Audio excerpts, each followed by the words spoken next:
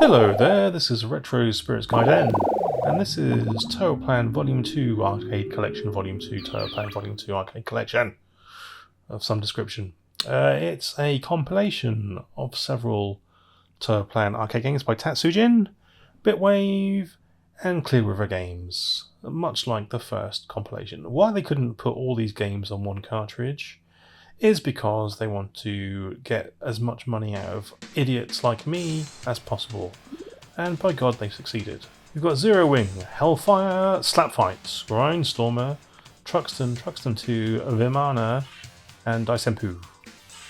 Let's play one of the games. We've got some horizontally scrolling shooters on here, as well as vertical ones. So to get the most out of this compilation, if you're playing on a TV, you might want to or a monitor, you might want to be able to turn your monitor 92 degrees. We're going to play Hellfire 2-player version. So most of these games do have alternate versions on the cartridge. Again, you can get a lot of these games on, I say a few of these games on the Shot Triggers collections. Hellfire is one of them, where you've got multiple versions of Hellfire on the same cart from M2, including the Mega Drive and PC Engine CD versions.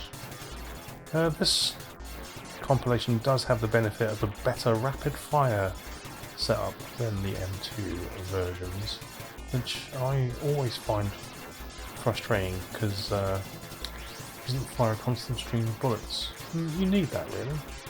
These are tough games. Hellfire perhaps not so much. It's kind of doable. Zero Wing also kind of doable, but things like Slap Fight probably does have a higher barrier to entry.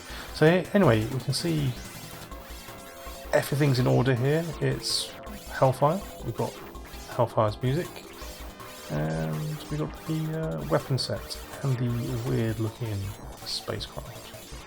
We can jump in the video there, that was very odd. I don't know what went on there. Looks like my capture device is playing up. Okay, a very ugly, boring background on the first stage here. Now I've got very thick, chunky lasers. Well, they look like they're made out of like a really thick wool. They're woolly. You want some chunky pink wool in your eyes? Well, you're going to get green wool, you weird flying contraptions. I don't know what it's called, like weird mechs with a massive gun for a nose. Oh man. That is the weird thing about Hellfire, is the visual design of the enemies is a bit cruddy. It's not up to TOAPLAN's usual high standards, and I don't know who designed it, but they should try a little bit harder. But it's a good game with a kick-ass soundtrack, I guess. The Mega Drive version is also very fun and easier, and it has extra weapons in it and some different and better graphics at some points. So it is worth trying that version out. The PC Engine version is more or less exactly the same with this, but with weird colours. Here's the mid-boss. A weird jump in the video again. Looks like I'm going to need a new capture card, doesn't it? Right, let's go to the save state. We can save in a slot there. That's all fine. Let's load the state. There it is. Beautiful. Beautiful. I can just pick that now and just load 3 seconds back from where I was. Lovely stuff. Right, let's go to the main menu. And you can see here that Grindstormer comes in 2 flavours. It's called VV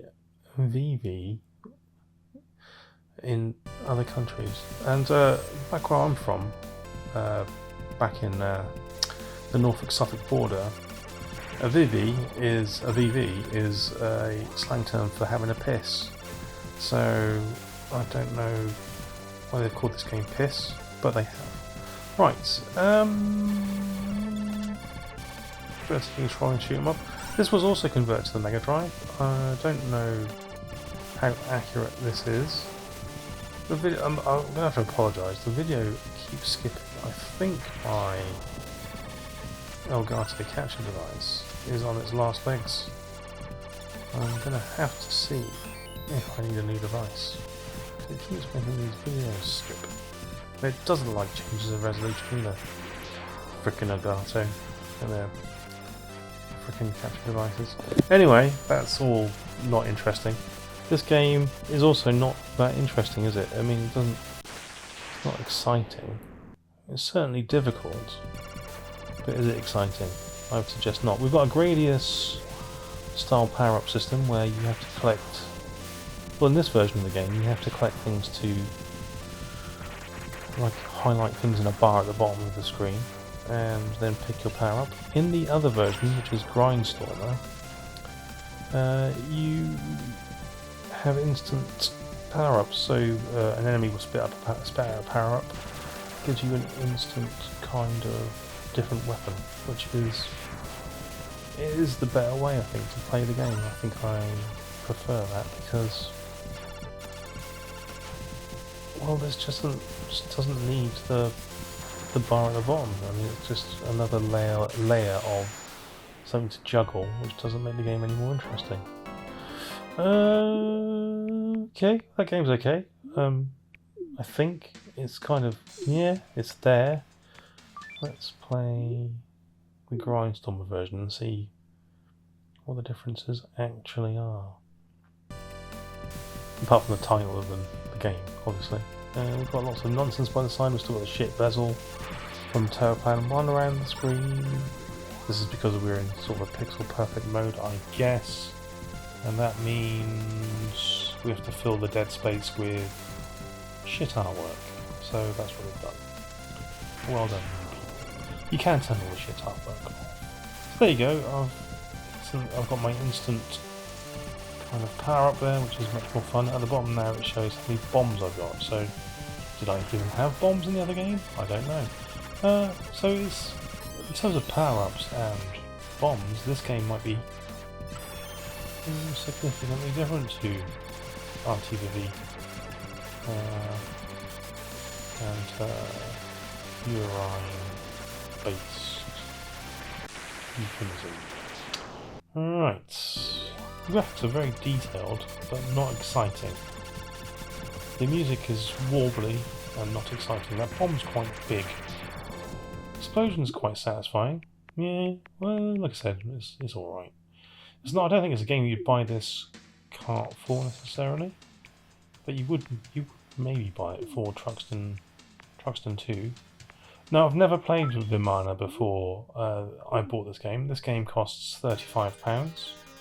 This compilation of 7 games costs £35, so that's a fiver each for each game. And I wouldn't, if I had a choice, pay a fiver for this game. It's like a proto Truxton. It's like a worse version of Truxton or Tatsujin. I mean, it throws plenty of sprites around. It's got a similar sort of graphical look, I guess. It's just not as good. So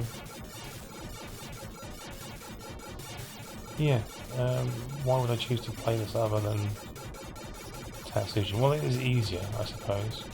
It's not as difficult, and your ship does power up quicker, so you do get like a ridiculously large weapon eventually. This bit here looks a bit like, if you're old like me, the adventure game on Channel 4. They used to have a section at the end where people used to have to go across a bridge in space like that and hide from a whirlwind. Oh, nostalgia. Right, so got a Panic Starfield. Yeah. It's just not that exciting to look at or listen to, and indeed play. But it is, like I say, very Truxton-y. We've got a picture of a spaceship at the side there, look. Yeah, exciting stuff. Right, what else have we got on here? We're going to play one of the Truxton games. We're going to play one of the Truxton games. We're going to play Truxton 2. Japanese version, American version, I'm guessing. Right, here we go. We've got the bezel on again. Just go to the options, go to the video options, you can turn all that crap off. There's a purple dude there with like a surprised look on his face at the side of the screen there. You can find him in Outzone as well. This is a cool game. Again, it's pretty damn hard. It's not as hard as the original Truxton. They ease you in a little bit more on this, and the weapons power up quicker. So that's always welcome. Here I've got some sort of homing laser. Not very powerful. The red gun seems to be the most powerful one in this game. I mean, I don't know that for a fact. I'm not a Truxton 2 expert. But it does get rid of these enemies quicker than this blue gun, so maybe the other guns, like the green one's one of the most powerful one, I don't know. We've got a sort of a spiral galaxy in the background. Oh man, we're in deep, deep space here, shooting aliens. Truxton's always featured highly detailed graphics, and Truxton 2 follows suit. And it has decent sound. Never played this in the arcade. Never played Truxton 2, never saw an arcade machine of this. The only reason I know it existed in the 90s was because they had a review of it in Edge magazine, and they reviewed the FM Towns version of it, and it looked cool in that magazine, and in fact they gave it quite a high score for a 2D shooter, considering it was Edge magazine and their pompous kind of reviews were only about cutting edge games. They still enjoyed this. I remember the day they said they were never going to review Neo Geo games anymore because Neo Geo games were 2D and the PlayStation was going to arrive, and they just went, 2D is irrelevant. How wrong they were. How wrong they were. Right, anyway, that's a takedown of Edge magazine and their pomposity. They were proven wrong by time and people's tastes. Right, I've died again. Skulls there. Right, let's try and mess around with the display settings. We're going to go with rotation. Again, I can't find an option to rotate the controls. Turn the frame off. Yeah, we don't want that freaking ugly frame. And actually, I don't really want graphics in the background. Turn those off. And now we're going to put filters on. Oh, we've got fill the frame, we've got pixel perfect mode.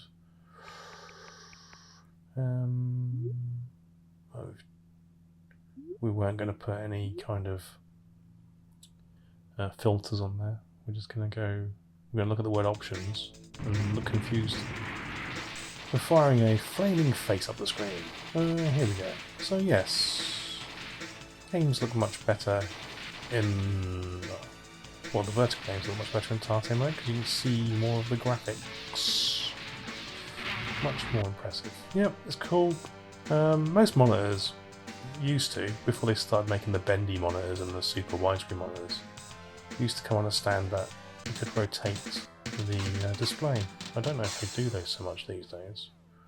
But yeah, I can play vertical games because I've got a computer monitor that rotates. Worth investing in, and you can probably buy a stand from somewhere like Amazon that can mount any monitor on and rotate it. So you'll be alright. You'll be alright. It's got that distinct TOAPLAN style about it, hasn't it? This game. Cave took it on with Don Patch and Don Patch, didn't they? Sort of evolved it very similar style. Oh, some filters here. We're going to put a filler on. Are we putting a filler on? Are we putting filters on? No. We're going to go to pixel perfect mode and see what that does. Because I noticed some pixel crawling. It's 35 quid. There's 7 games. Not all of them are great, but some of them are. If you like what you see, go and get yourself a copy. Ta-ra!